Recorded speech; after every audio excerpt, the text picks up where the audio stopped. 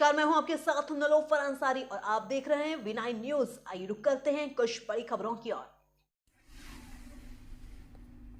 CM Nayab Saini पहुंचे। उन्होंने कर्ण कमल में कार्यकर्ताओं के साथ मुलाकात की और उसके बाद करीब 45 मिनट करनाल विधानसभा की कोर ग्रुप की मीटिंग चली, जिसमें चुनाव को लेकर रणनीति तैयार की गई। मीडिया से बात करते हुए सीएम नायब सैनी ने कहा कि करनाल विधानसभा कोर ग्रुप के नेताओं के साथ बैठना हुआ था। चुनाव और उपचुनाव को लेकर बड़े अंतर से जीतना है, इसको लेकर हमने रणनीति बनाई है।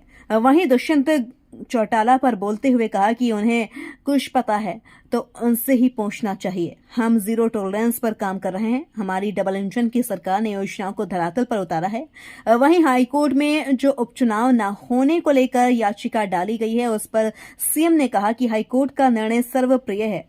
हमारी तरफ से सभी विषय रखे जाएंगे। अभी चुनाव की आवश्यकता है। अगर कोई जिम्मेदारी मिलती है, उस पद के ऊपर जाना पड़ता है। विपक्षी पार्टियों के उम्मीदवार की लिस्ट अभी तक नहीं आने पर सीएम ने कहा कि पार्टी अपने अपने प्रत्याशी उतारेगी। दूसरे दलों में मंथन है कि किस बड़े नेता को उतार दिया जाए, तो वहीं वह हार ना चाहे। उन्हें डर है। पिछले चुनाव में भूपेंद्र हुड्डा मैदान में उतर गए थे, अब वो भाग रहा है। कुलदीप बिश्नोई की नाराजगी पर कहा कि कुलदीप बिश्नोई वरिष्ठ नेता हैं, कोई नाराज नहीं है। राजस्थान में उन्होंने प्रचार किया, हरियाणा में भी प्रचार करेंगे। मेरी बातचीत होती रहती है। पीएम मोदी ने जो नायब सैनी की पीठ थपथपाई है, उस पर कहा कि मोदी जी ने जो पीठ थपथपाई है, मेरे लिए गर्व की बात है। करनाल से सुभाष चंद्र की रिपोर्ट। बैठना हुआ था, उनसे बातचीत हुई और जो काम हमारी सरकार ने किए हैं, आदरणीय मनोहर लाल जी ने किए हैं, या कुछ और लोगों की जो बात हमारे सामने आएगी उसको सुन करके, और अभी तो हमारे सामने क्योंकि चुनाव है, इस चुनाव के अंदर उपचुनाव है करनाल का। हमने 10 की 10 लोकसभा की सीटें और ये उपचुनाव बड़े मार्जिन से हम जीते, इसको लेकर के हमने सारी रणनीति योजना बनाई है। और आने वाले समय के अंदर, क्योंकि 25 मई को हरियाणा प्रदेश का चुनाव है और उस चुनाव को लेकर के सभी कार्यकर्ताओं से दुष्यंत चौटाला कई राज खोल रहे हैं सरकार के। कहना कि उनको मुख्यमंत्री बनाया जा रहा था, मंत्रिमंडल विस्तार को लेकर उनके पहले जानकारी थी। देखिए, अगर दुष्यंत जी को कोई बातें पता है तो उसी को पूछनी चाहिए, उनसे ही बात करनी चाहिए। उनसे और भी राज पूछने चाहिए भी, क्या क्या राज थे। अगर उसके पास राज हैं तो पूछने चाहिए उससे। परंतु Bharatiya Janata party zero tolerance के ऊपर काम कर रही है।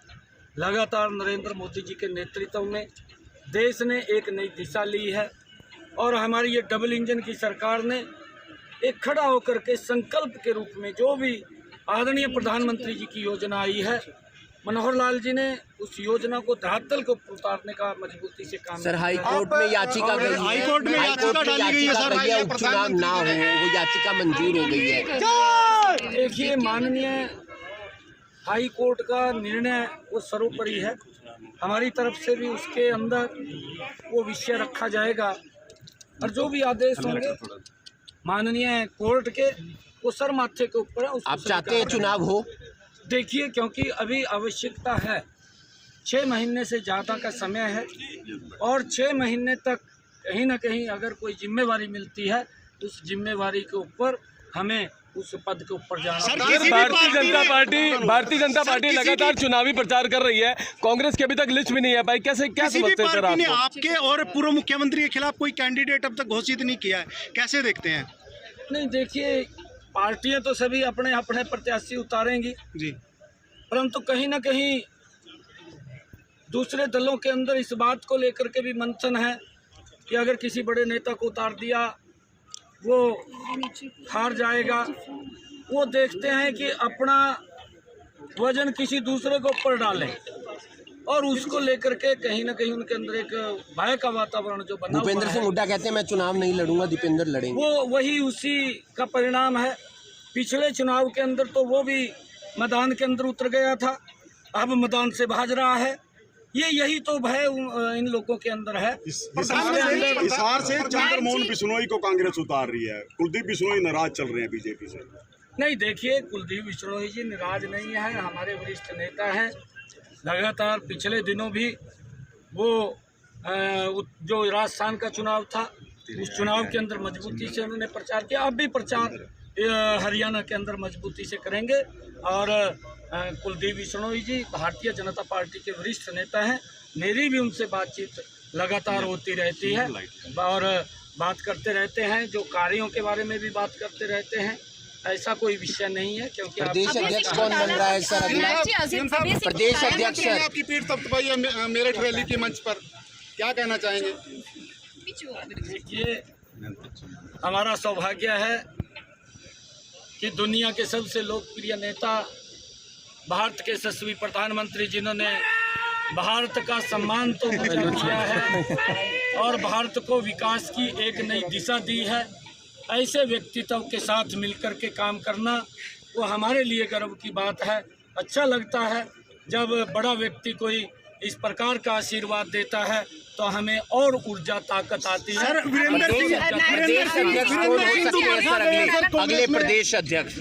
देखिए, पार्टी तय करेगी और अभी क्योंकि जिम्मेवारियां हैं, जल्दी ही कोई न कोई सर संजय भाटिया जी का नाम बड़ा उछल रहा है सर। कोई न कोई अध्यक्ष, जो भी पार्टी तय करेगी वो अध्यक्ष हमारे बीच में आएगा। और पूछो हम सब केजरीवाल जी को लेकर आपने कल बयान दिया पूछते हो नहीं, नायब जी के किसान और नहीं, देखिए, बयान नहीं दिया था क्योंकि ये घमंडिया गठबंधन था, जिन्होंने एक इस प्रकार का वातावरण रामलीला मैदान दिल्ली के अंदर किया, इकट्ठे होकर के इस प्रकार का दृश्य पेश किया कि जो ये गोल्ड मेडल भ्रष्टाचार के अंदर लेकर के आए हैं। इस प्रकार का प्रस्तुतिकरण देश के सामने वो इन लोगों ने वहाँ पर किया और उसको लेकर के मैंने बात कही थी, क्योंकि ये हमने पहली बार देखा है कि मैंने कहा है कि आदरणीय प्रधानमंत्री नरेंद्र मोदी जी की जो नीति है भ्रष्टाचार के ऊपर, वो उसको जीरो टॉलरेंस के ऊपर कोई समझौता नहीं है और ये लोग जो बोलते थे उसके विपरीत काम किया है। ये आज जो मंच के ऊपर तो लोगों के बीच में जब वोट लेने के लिए जाते हैं, ये घमंडिया गठबंधन के लोग ये बात बोलते थे कि हम लोगों को सुविधा देंगे, भ्रष्टाचार नहीं होने देंगे, और इनके कार्यकाल के अंदर बड़े बड़े घोटाले वो हुए हैं, उसमें इंक्लूडिंग केजरीवाल भी है। और केजरीवाल जब ये बात बोलता था मंच से कि अगर मेरे ऊपर या मेरे मंत्री के ऊपर कोई भी चार्ज लगेगा तो मैं तुरंत त्याग पत्र दे करके मैं उसकी जांच करवाऊंगा। और आज तिहाड़ जेल के अंदर भी बैठा है, ना तो त्याग पत्र दे रहा है। ये कोई चार्ज किसी और ने फ्रेम नहीं किए, ये जो फ्रेम किए हैं चार्ज उनके ऊपर भ्रष्टाचार के लगे हैं, ये कोर्ट ने किए हैं और कोर्ट ने सत्य पाया है। और जब सत्य पाया है तो उन्होंने फिर जो बात कही थी उसके ऊपर पूरा उतरना चाहिए। वहाँ पर ये नहीं कि मैं तो मुख्यमंत्री हूँ और मेरे ऊपर इस्तीफे का देना चाहिए या मेरे को जेल में डाल दिया है, इस प्रकार की बात